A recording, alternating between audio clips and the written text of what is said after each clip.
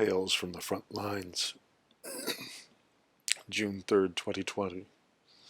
This was posted May 31st as a copy and paste. We were attacked last night, not by protesters, not by random people of color who set fire to black-owned businesses. Oh no. We were attacked by organized white supremacists intent on wreaking havoc and blaming it on legitimate protesters. The following words I did not write, but they are true. The state of emergency is here now.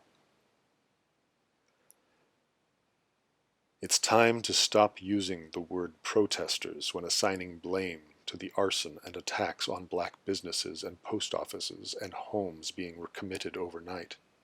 It is now widely being reported by demonstrators, KARE 11 reporters, as well as state authorities that white supremacists, white Second Amendment extremists, white anti-government extremists, and other outside groups are infiltrating the demonstrations. They are white men wearing masks. They're arriving in pickups with out-of-state plates, some with white power symbols. They are wearing tactical vests and boots. They are starting fires efficiently and ranging widely.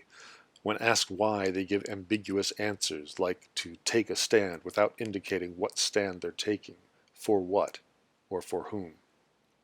They use code phrases developed online, such as 86ing a place, when they mean to burn it down. They target black businesses, set very dangerous, life-threatening fires in dumpsters in the alleys and streets of predominantly black residential neighborhoods, and other targets with symbolic meaning to their extremist causes, like post offices. Activity on their online channels indicates these are premeditated, organized, coordinated attacks.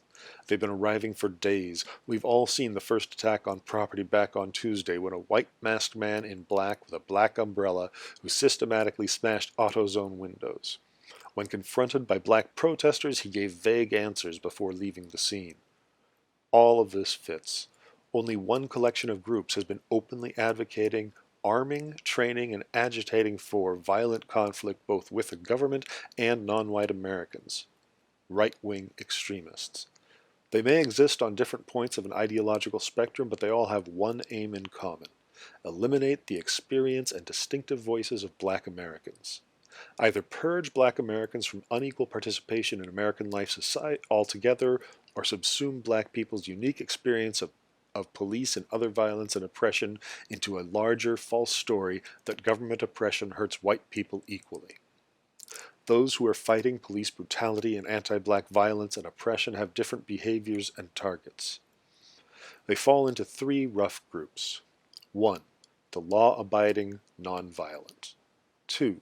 The nonviolent willing to break minor laws and commit incidental minor property damage in order to take control of their own streets and disrupt business as usual. And 3. Those willing to commit significant targeted property damage against institutions that are responsible for their political and economic oppression: police stations, redlining banks, etc.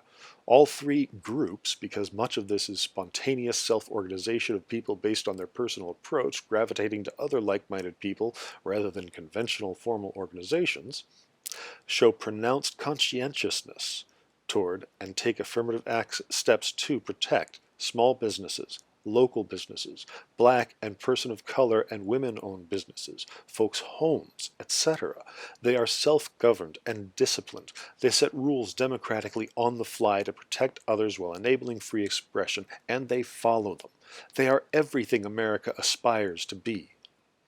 In this mix are criminal opportunists of various kinds, races, genders, philosophies. They don't set fires, they grab and go.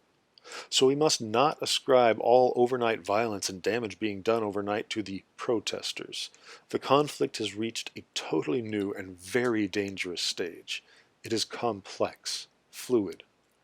The operating assumption for our safety, for the pursuit of justice for those living in fear and suffering the destruction of their livelihoods, is that attacks on black and small businesses, on residential neighborhoods, on government buildings not part of the criminal justice system, on sources of food, medicine, and water for black and poor residents and civilians, and even on law enforcement themselves, in order to provoke reaction, are being carried out not by protesters, but by the white groups who have been openly advocating, organizing, and training for civil war.